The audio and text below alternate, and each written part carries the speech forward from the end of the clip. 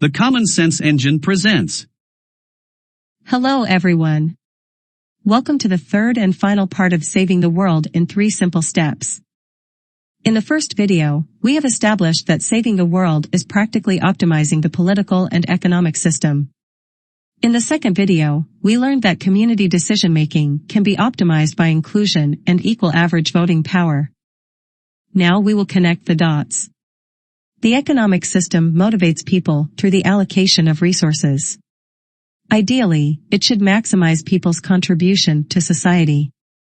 Let me share this formula. NI, net income, equals 1 plus P, premium, times I, individual performance, times 1 minus R, redistribution. The average income before taxes is 1.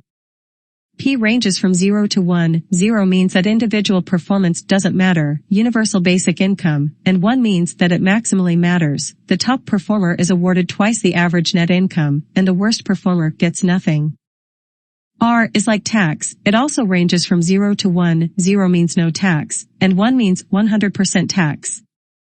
Tax can be spent just like net income. The only difference is that while you can spend your net income as you like, purchasing decisions for the redistributed amount are made by your communities, following the decision-making scheme discussed in the second episode.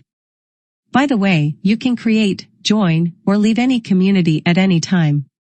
You can set P and R as you like, but there is a twist. The rate applied to your net income is the average of the rates of all members of your communities. I is between -1 and 1, 1 for the best performance, 0 for the average, and -1 for the worst performer. I is determined by how actively you participate in the decision-making.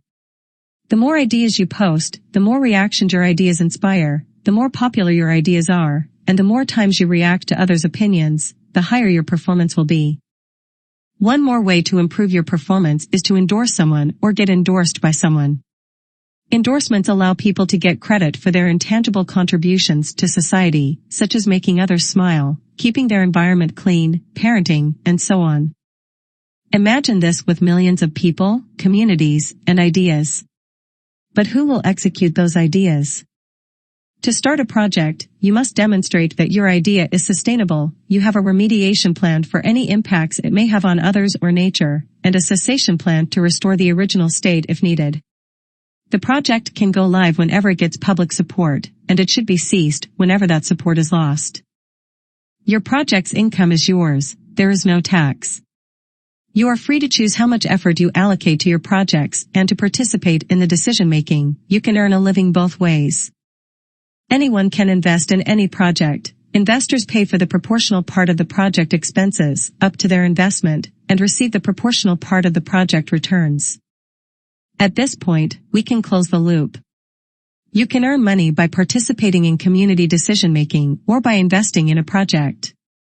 You can spend your money on buying products or services from the projects that need to demonstrate their sustainability to get the green light, or on investments in such projects.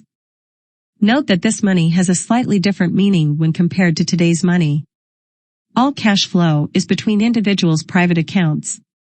Therefore, if you don't spend your money, it dies with you.